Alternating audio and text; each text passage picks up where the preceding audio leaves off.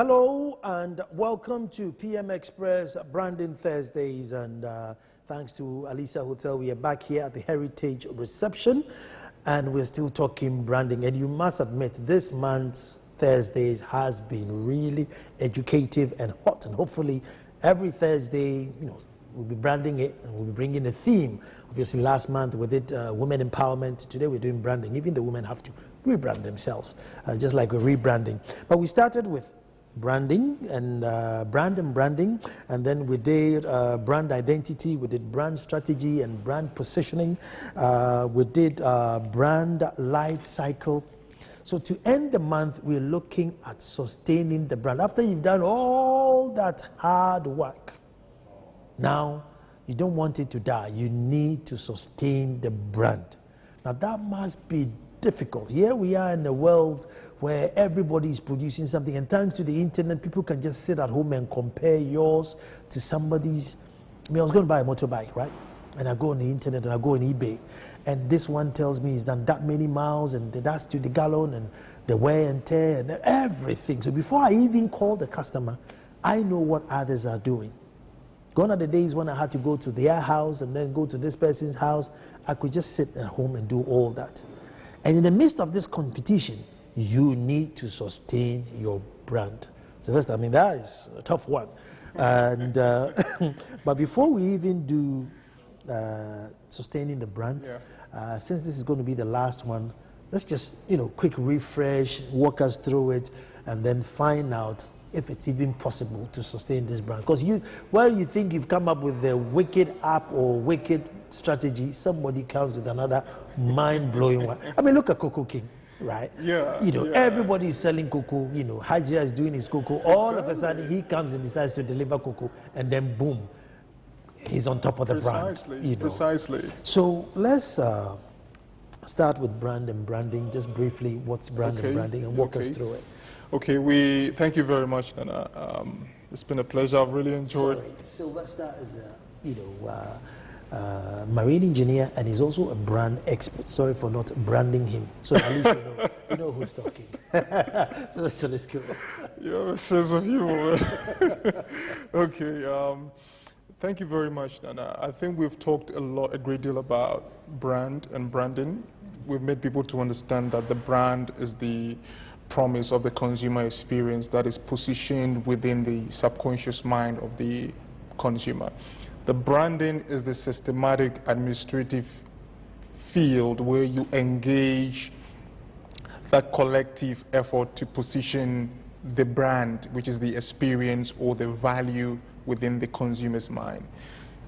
It is very important that it must be approached very systematically, because you make use of your marketing communication tools based on the nature of the product or service that you are actually rendering, either weekly, monthly, quarterly, or yearly, depending on how and which platform you use. We've talked about the brand identity, where we actually have to understand what is variable from what is non-negotiable within the brand identity phase, assuming there are mergers and acquisitions, and then we have brand transfers. We need to know whether we are changing anything about the corporate name or corporate logo or color or font size or whatever, if it should so matter. We've also looked at positioning the brand strategically, and we made mention of the fact that strategy is a very military term. So it means you need to understand your terrain, you need to do surveillance, you need to do reconnaissance and understand what market players are actually in there in whichever particular industry you choose, whether it's insurance or telecom or beverage, or you want to become a baker or a cook, or whichever industry you came out from, university, polytechnic, and you want to just come out with a brand for yourself. You need to first know what is on the ground. You need to do surveillance. Don't just go in, because when you do that, you stand the risk of actually not being informed. And once you're not informed, you've lost the battle halfway through already. So, and then we talked about brand life cycles, where we understood that everything that has a name has a brand. And once it has a brand, it depends on what people are saying about your brand. And just as human beings are born, product brands are also born or launched in the business term of the word. They are launched, and once they are launched, there is a peak point with which they get to, meaning you have early adopters in terms of consumers who want to know about this new product in the market, which could be a new actor, a new musician, a new footballer, a new school, a new university, a new product within the telecom firm industry, within the banking industry, real estate, shoe, clothing line, whatever. But once you actually have that that gravitational pull of consumers gravitating towards a new product, it gets to a peak. And just as anything gets to its peak, once it reaches there, there is a diminishing returns. But luckily enough, there is a way of actually sustaining your brand at that level, maintaining the same level of sales, maintaining the same level of emotional awe. When people see or hear your name, they feel good. They want to associate with you, because everything that you stand for, people will want to associate with it.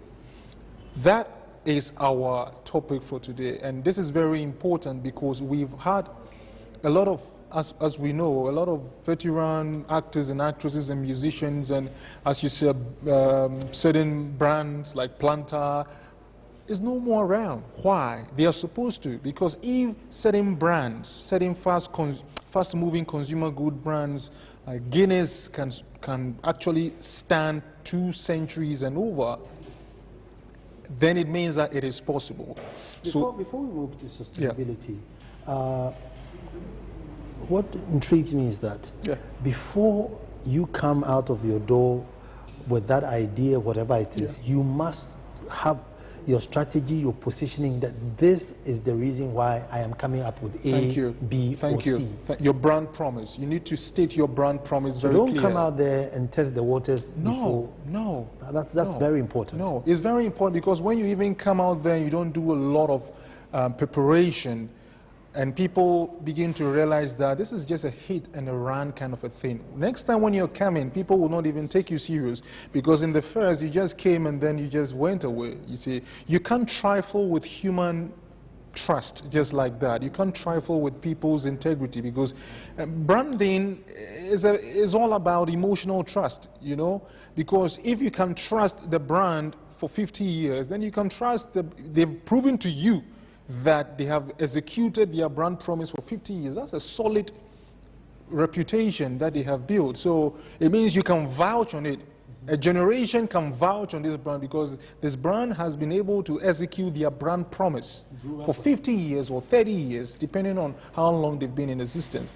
So don't just go to battle without strategy.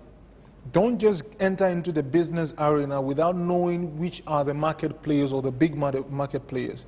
If you want to establish a very unique, different, and attractive product brand, then you need to first and foremost know what is being offered in the market and ask yourself, what can I do differently? What can I add? What kind of value will I give to this market segment that is not being given yet? That is what gives you the differentiating factor. You should have a certain core essence that brings people here. Until they find that core essence, is going to be a challenge. But once they know the essence and they measure on that essence could be exceptional customer service. That essence could be the design of the reception or the design of the lounge or the foyer. That core essence could be the layout of the bed. That essence could be best location. So they need to find out what is their core essence. And once you find it out, you focus. You make sure you don't lose your line of sight as far as your focus is concerned. You focus on that core essence, because that will become your differentiating factor, and that gives you authority in that field. That is why when you look at all kinds of goods, once you mention certain goods, there is one thing that clicks to you. When you mention Mercedes, you know that Mercedes is in a certain range as far as cars is concerned. When you mention, Yamaha or Kawasaki, then you know that when it comes to the motorbike range, these are reigning, you see. So it's important that as a person, even when we are talking about the personality branding, for people who really want to actually brand themselves, you need to know your core essence. Is it your style of dressing? Is it the way you talk? Is it your approach to people? Is it your communication skills? What do you do that is so unique? And remember, it is not good for the brand to be any other thing apart from itself. It has to be authentic. Because if you are not authentic, people will eventually know. Consumers will know. And once they know, they will not trust the brand, or they will not trust the value, because you say one thing, but they are experiencing something else. Mm-hmm. If you are not yourself, you can't be any other thing for a long time. It will show. It's just a matter of time. It will show. So it is important that normally when people come to me to actually consult or to train, the first thing that I normally tell them is go back home and think very carefully about your brand promise. Because whatever you're going to say, your word is your bond. And this is why every stockholder in Ghana must be very careful of their brand promise, their personal brand promise, their personal brand tagline.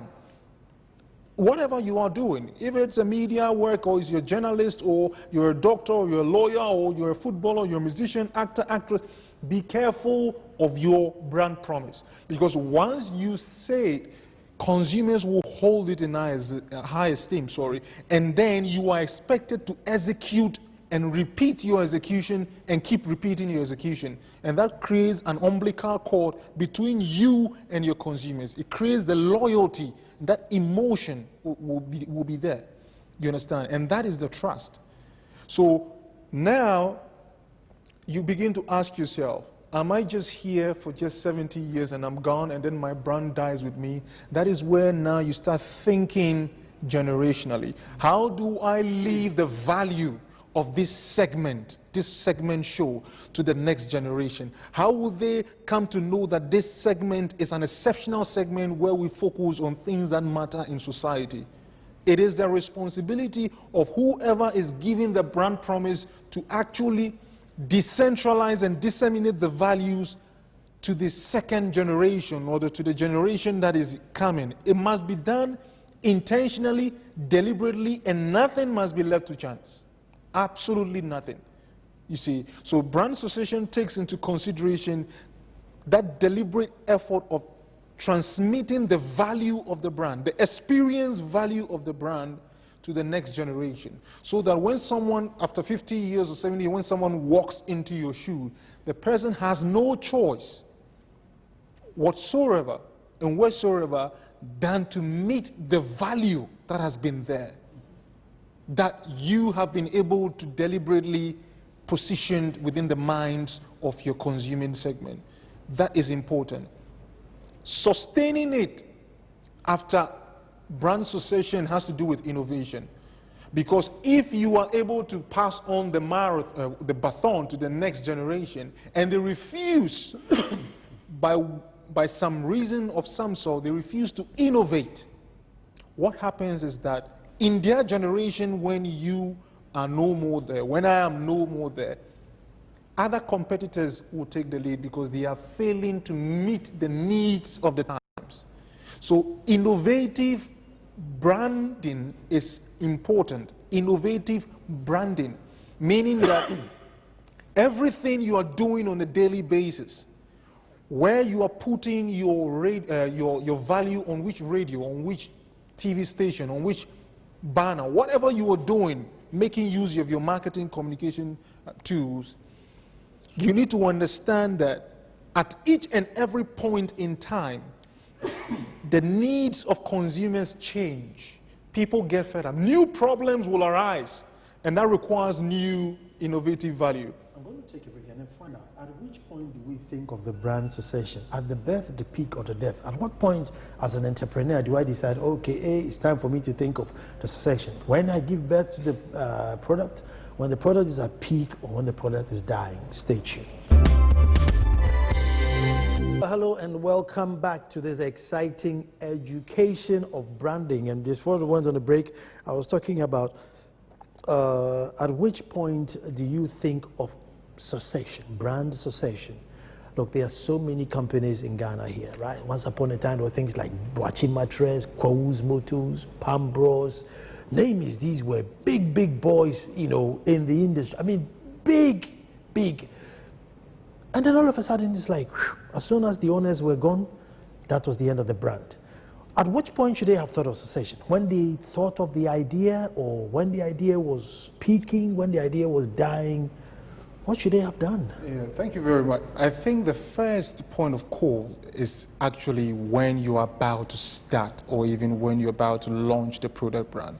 Because you can't say that, okay, now we've started making a lot of sales, or we've started getting a lot of market share, so let's now start thinking about cessation. No, because people need to understand the idea right from the onset, that this idea is here to stay. This idea is here to actually move from one generation to the other. So I normally say that right from the onset, the board of directors, the management, whichever organization that is into serious brands should first and foremost make it a point that they begin to inculcate the values.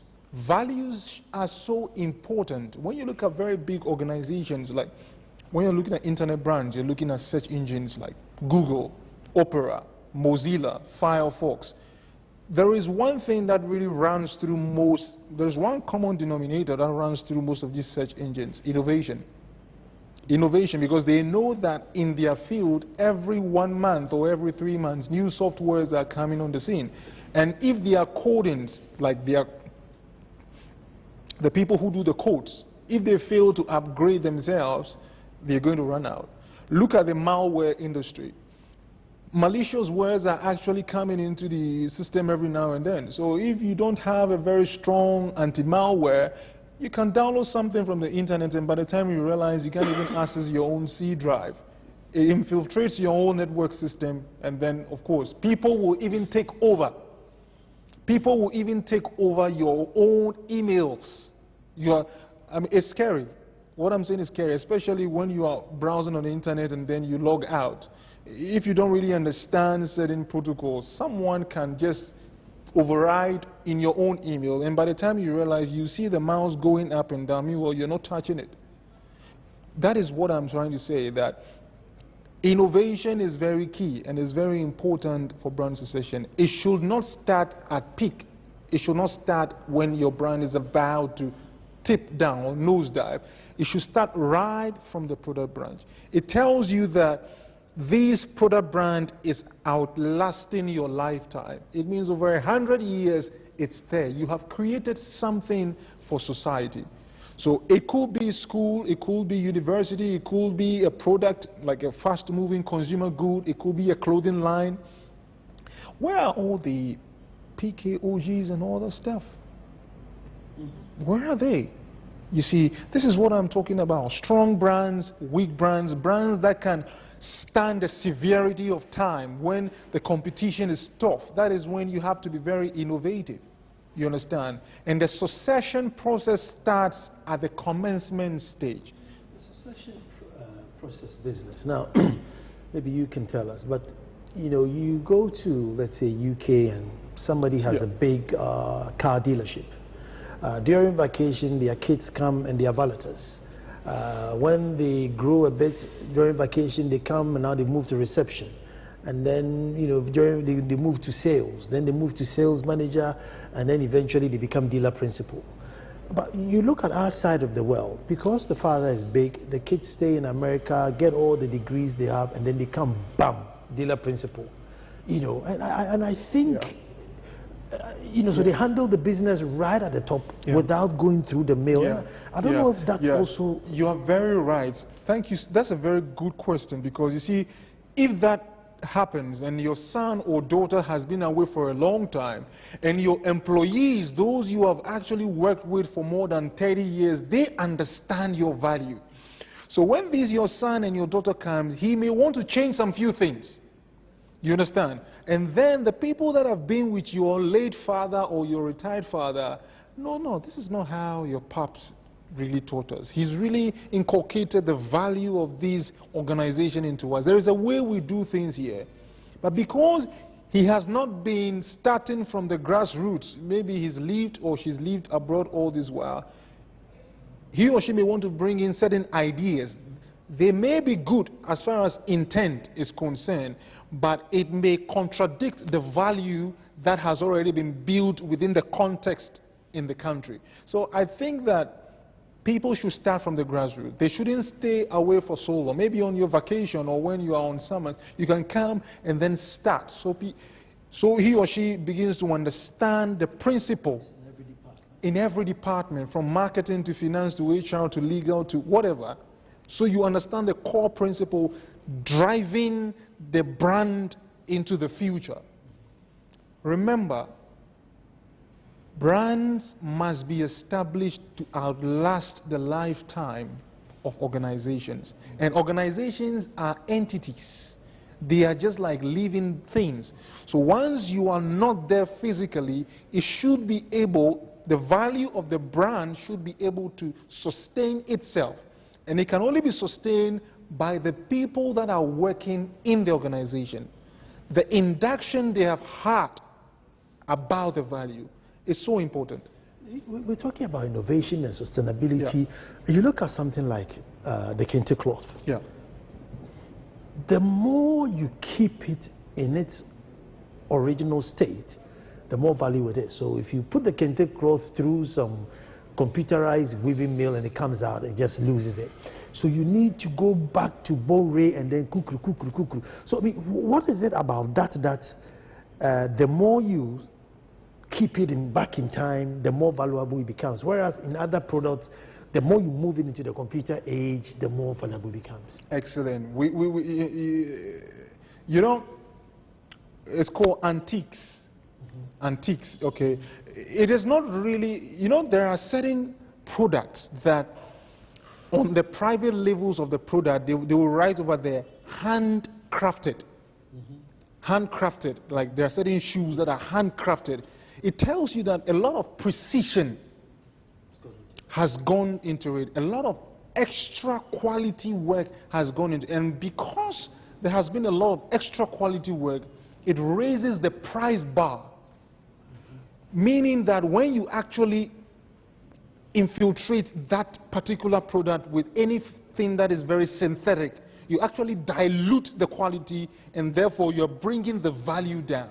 You understand? So there are exceptions to the norm. There are exceptions to the norm, and the kente is one of the exceptions. That so for them to sustain it, you need to keep it in its pure You need state. to keep it in its purest state, in its purest form, meaning that it has to be authentically made with the local or traditional equipment that is normally used in doing that.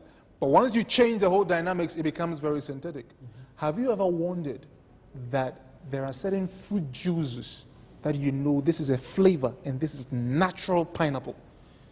The reason the natural pineapple or natural mango or guava, they are much more expensive than the flavored ones. Because the flavored ones is not organic, you know, it's very inorganic, and a lot of color has gone into it. So lots of ease. Ease, you understand? And that is why you cannot actually compare organic foods to inorganic, to very synthetic or genetically modified. They're two separate things. So you need to then identify your product and see how to sustain it, as to whether you keep it in its original state or as to whether you keep adding. Precisely. You know, things like technology. I mean, technology is just electricals and mechanics combined together. So it also operates, and it's functioning in a certain realm on its own, in the realm of technology. And that one, you have robots actually assembling cars and robots actually assembling microchips, Intel microchips and all that. You can't compare that kind of product to a kente, you understand? Because, I mean, these are two separate fiber optics actually, and you have satellites being mounted into, this is pure technology. So once you are in the realm of technology, all you can ever have is advanced technology. You understand? But kente, you're talking of a fabric, you know, and what goes into the fabric is the purest form of the raw material we use to do it. You understand? And just as you can have certain fake and not so much authentic kente, that is why the price may not be the same. Okay? This mahogany coffee table here, you may have other forms of coffee tables that are not as so strong as the pure mahogany, and that will reflect in their prices as well. So our kente should actually remain in its purest form. What should institutions do? Sit around the board table and say, look, today's date is 2050. What is the average customer doing about this or doing in their life? And therefore, sort of think ahead and say, look, it's 2050. I don't expect to walk to the bank to pay. I need to be able to pay from my mobile phone. Therefore, I'm creating an app that will let me do that. Or, you know, what do you do? If I get your question right, you're asking... We're thinking of sustaining our brand. Yeah, but okay. We are in 2014. But to sustain it, we need to think miles simulations. Simulations. We have to run simulations. In offshore drilling, we call something well control, because you need to control the well. The well is just like 15,000 or 10,000 feet on the seabed, and once you get to the seabed, you have to use your drill bit and then you drill.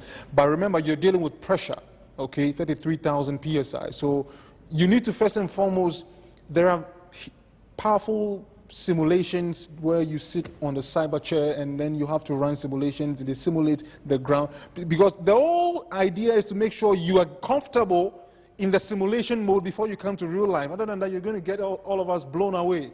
If the driller does not really know what he is doing, and you don't understand the number of PPG that is going in and PPG that is coming out, all of us are going to die. You understand? So simulations are important. Board members or management need to simulate the future. That in 2020 or in 2030 or in 2100, how will Ghana be like?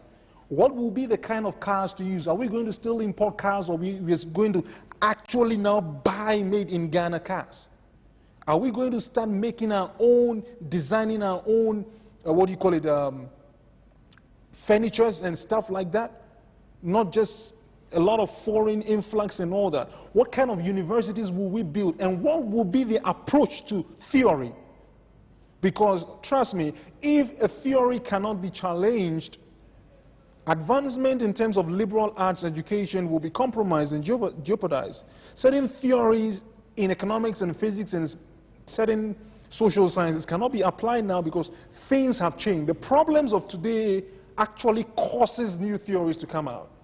You see, so simulating the future, government, corporate entities, every stakeholder must simulate the future. Even on a personal level, Nana, sometimes you have to simulate that what kind of life or what will my brand be like in the next 2050 or in the next 2070 or in the next 2020 or in the next 2000. If you are no more here, how will people view this segment of mine? How will people view my point of view? It is important to ask these questions. That tells you that we are not just living for ourselves, but we are leaving a legacy for the next generation to follow. We are leaving a module. We are giving them a module so Ghana can become that great nation in the world. It all starts, as I said, branding transcends what we do on a very personal level as far as business is concerned. It has to do with the collective force field of the whole nation. It's how we define ourselves in the world. When you step out of Kotoka International Airport, how will people view you? It must start with all of us becoming brand practitioners. Every single one. Fathers, mothers, aunties, students, everyone must become a brand practitioner. Very sensitive to our own brand promise and very quick to execute it. Because once that conscience is created, that collective conscience is created, it creates a collective force field. Then the whole nation begins to vibrate on a certain pedestal of brands. Ghana will be known as the country of brands. I'm going to take a break here. When I come back, we're going to look at two things, right? One is my personal, maybe, and it's about foods, the Ghanaian foods that we eat today. And then also I would look at, if I have a product, do I add something to it, then create the market for it? Or do I wait for the market to demand and then I add it to my product stage? Well, hello and welcome back, and we are talking about brand sustainability, which is very important because after your hard-earned effort, after your beautiful dream, after your peaking and everything, the last thing you want to know is that, you know, your brand literally goes to the grave with you. Then what was the hard work for? You might as well just stake lottery all your life. Before the break, you know, I was listening to Sylvester, something came to mind, which has always been bothering me. Now I'll tell you. You see, our forefathers, if I take, let's say, a Ghana forefather, now they had kenkey and fish, you know, as their meal. But then if you look at the line of work they were doing, right, you know, they would paddle a boat, go up sea and come back. And kenkey is a slow-releasing energy carbohydrate. So as far as branding goes, it suited their time. You look at an Ewe ancestor. You know, there's a farmer and he eats, you know, big bowl of yokogari and goes out to go and farm, and the yokogari sustains him. You look at the Ashanti forefather, you know, goes to the farm the whole day, burns 2,000 calories, come home and eat fufu. I am asking, in today's world, the same Ashanti man today who sat in an office probably selling insurance, I mean, should he also be eating fufu? Yes, you can eat cassava and plantain. Should we have now, you know, come up with lighter versions of what these products could do to suit our modern lifestyle, to sustain, you know, I don't know, maybe I'm wrong, but I don't know if you get what I'm talking about. You know, the guy forefather ate kenkey because then he did very physical work. Yeah. But today the average guy, you know, guy who's doing an app is also eating, you know, kenkey in the afternoon, but he's not burning as much calories like the originators of the food. I mean, should we now come up with lighter versions of corn food? Or Well, I mean, it's important to actually advance or innovate, but then you need to understand the two double-edged sword side of innovation, because kenkey has a lot of calories, it has a lot of sugar, and sugar is energy. Once you take in kenkey and you're not using it, the sugar turns into fat, it turns into cholesterol in your blood, and eventually when you begin to pile it up, it's going to block your arteries, and then you're going to have high blood pressure. Now, if we should come out with newer versions of this same kenkey or this same fufu. Anyway, I think we can, but we shouldn't actually lose the original ingredient of what we're doing, because sometimes you can have, you know, what we call the neat fufu and all. I prefer the fufu that is pounded than the neat fufu. That's personally for me, you see, because it doesn't feel too good well for me. I like to go the normal, natural way and all that. You see, like, if once upon a time, you know, milk was full-fat milk. Yeah. Then as they progress, you have half-fat milk and, you know, zero-fat milk, because as they progressed in life, you know, they realized that I don't need this much fat anymore, but I want the milk still. So I take the fat. So what I'm saying is, now that, you know, in certain lifestyle, let's say in my job, I probably don't need that stodge of kenkey, but I want kenkey. Should, you know, as Ghanaians, still keep the kenkey, but somehow reduce, you know, something so that as a then that has to do with a lot of research in the laboratory first, because then if you want to have the same kenkey but less sugar, then it has to go through a lot of chemical. I mean, but wouldn't it be brand sustainability? Because I mean, there's no way I would eat kenkey before I come on set, because I'll sleep. And I'm sure many people will do that. I mean, there are a few people who can eat kenkey and work, or fufu and work. I can't. But I guess if they were able to go through the science research and have, you know, lighter kenkey. I believe it can be done, but it's all a state of mind and the state of the nation in terms of where we got it. I'm talking about to sustain, so to get more people to eat it. That's what I'm thinking about. Oh, okay. In that sense, yes, it can be done. But as to whether we are ready, psychologically ready in terms of the research that comes with it, it's another question.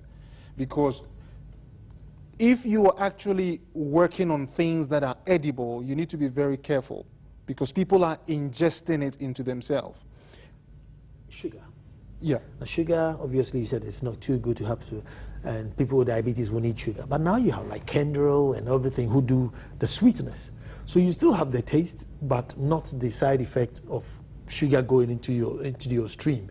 So as they progressed, you know, into certain aspect of their life, they still want the taste, but not the side effect. Not, exactly, so, exactly. I mean, haven't we got into the stage where we should come to a The table and say, world listen, has gotten to that stage already. As to whether Ghana has gotten to that stage is another question. Personally, I don't think we are there yet. We may be trying, but we are not there yet. You understand? In terms of getting that pound of kenke at the same time not getting so much of the calories or so much of the sugar. That has to do with molecular research into that particular field.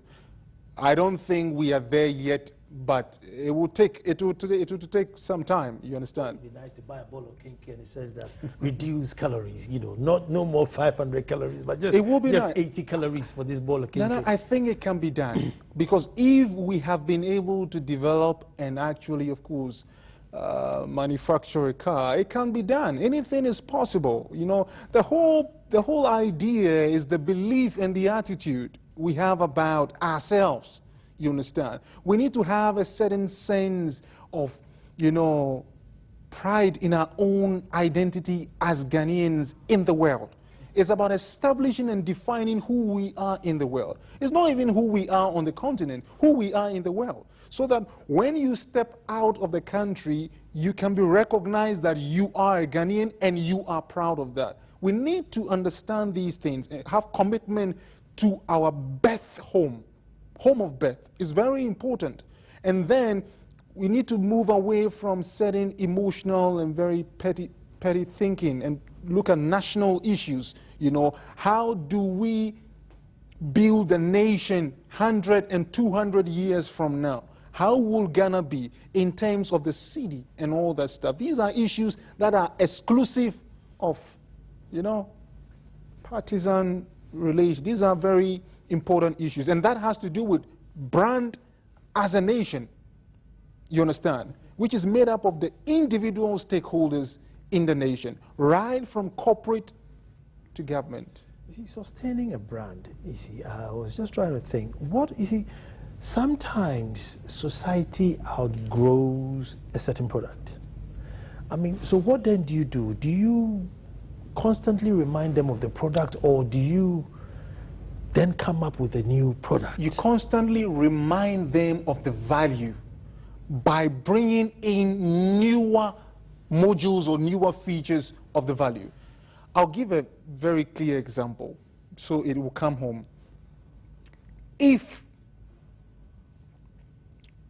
Remember, one of the telecoms went through different stages of brand identity. Ariba. Do you remember? Mm-hmm. Where is Ariba today? Because it has metamorphosed, it's changed. There was space phone, right? Mm-hmm. Mm-hmm. It changed. And now what do we have? We have a different thing, MTN. So you could see that there has been a change of brand identity over time. The same service is telecommunication, but the identity has changed. And what about the value? Remember that when they were changing the identity, Ariba, the sign of Ariba was like, I don't know whether you could remember, it was like something like a hat, but it was a very rectangular way of shaping it. And then the Ariba was inside the hat. Then it changed into space phone, and then now, of course, MTN. So what MTN now is not the same as Ariba. It's changed to meet the needs of the times. Constantly, you need to remind your consumer market. Why? Because you're dealing with human beings. You need to and the best way you can actually create a brand that can outlast the generation is to commit yourself to excellence and value. It's important that don't just focus so much on being popular. You need to first and foremost focus on value, because it's automatic. You understand? Commit yourself to something that will benefit society. An information where someone listens to you and the person can change something about his or her life, in his or her marriage, in his or her family. something that is touching the person to the core. You are changing the person. And that causes the brand to be relevant. It becomes indispensable in the society. So anytime you are putting up your show, people will listen. Anytime people come back from home, hey, I need to tune in. Why? Because the issues that will be addressed are issues that are pertinent. I'm going to give you another example. One of the issues that is very, very much of a concern is our graduates that are coming out of school. Mm-hmm. You understand? Whether they understand the world of business, not just business within the country, whether they understand international relations, because it's important that when you come out of school, you understand anthropology and culture, that different countries have different cultures, and once they have different cultures, different countries operate different kind of political system and different kind of economic systems. So if you're going to a country like Brazil, Argentina, or China, and you're taking your brand there, you can assume that how people buy your product and why they buy your product in Ghana is the same way they're going to buy your product in Beijing or Hong Kong. Mm-hmm. You see, so it demands a bigger scope, and that has to do with the training, right from the junior high school to the senior school, how people are brought up. The trainings is so important that once we tackle the skill set of our youth, mm-hmm. our future is strong. We can boast of a Ghana 20, 50, 100 years that will build the jobs of the future. We have skill set or skill labor for the jobs of the future. That is what we are talking about. The aeronautic engineers, the people who can mount satellites to space.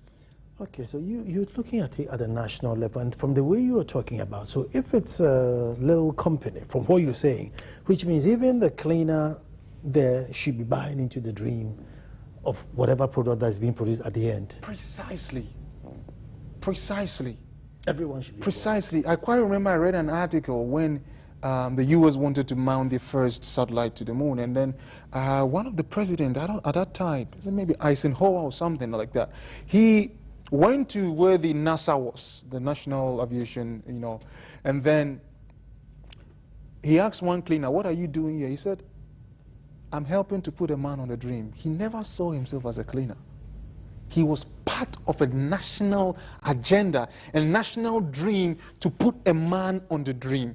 He saw beyond just being a janitor. He saw just beyond, no. He said, we are helping to put a man on the dream, because, of course, on the moon. Because whatever he's doing, there are scientists who will come to the washroom, and if the whole washroom is all messed up, how can people, feel good?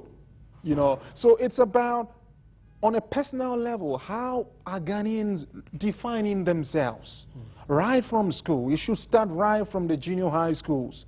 They should be taught about branding, personal branding. They need to understand the principles of brand promise and brand execution and brand consistency, that they need to be careful of what they say. So when they get to the senior high schools, and some of them may have big dreams to become the technology experts like Soft Tribe and others like that, we need more of such. Dream Over, we need more of such technologies in the system. We need aeronautic engineers, we need marine engineers, people who can build and design rigs, 6th and 7th generation ultra deep water rigs, operating on 4 thrusters and 2 BOPs. We need such kind of people. Then we can say that our future is strong because we have the skill set. We need the tool pushers and the OIMs and the subsea supervisors and the mechanic supervisors and the drillers and what have you. This is what we need. But all these things has to do with how we define ourselves on a personal level. That is why I am recommending and suggesting that every single person who is a citizen in this country should become a brand practitioner. Personally, become a brand. Be sensitive to your own, because you have a name. And once you have a name, you have a brand. And whatever you're saying and whatever you are doing, people are branding you. So when you wake up from your bedroom and you're going to work, what kind of attitude and belief do you have about the work you're doing? The work ethics.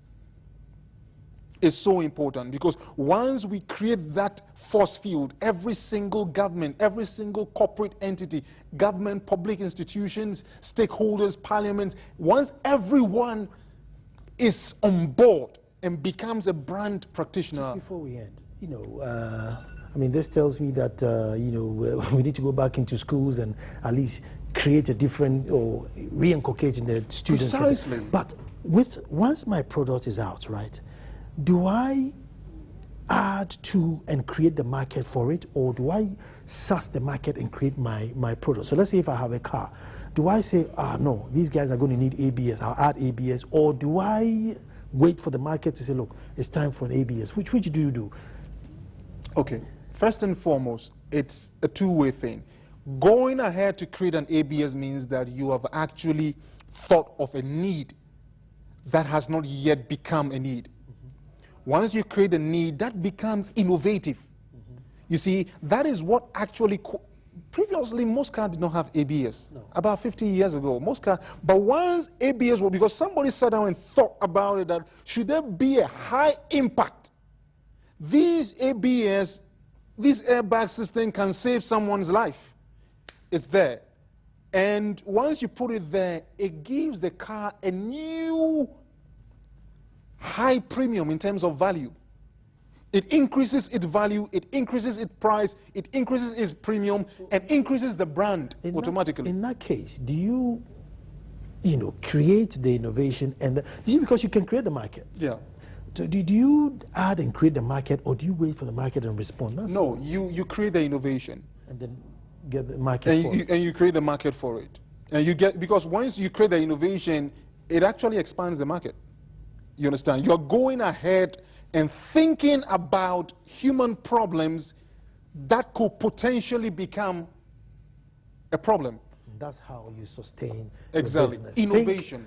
Think for your customers, even before they know you have thought for them. Folks, this has been the Branding Thursdays, talking about branding, and Sylvester Fish has been absolutely wonderful. Wonderful. You're on Facebook, yeah? Yeah. Okay. P, anyway. Fish with a P, yeah? PH. Fish with a P. That's a branding on its own. And we sat here at the Bountiful Hall at Alicia Hotel. Well, it's a nice eatery. If you want to find a place to eat, come to the Alicia Hotel, chill at the Bountiful Hall, just like my brother and I are doing. And as I say, Thursdays have been branded. God knows what we're going to bring you the following months in Thursdays. But tomorrow we'll be back with the personality and do it all over again. Thank you so much for watching.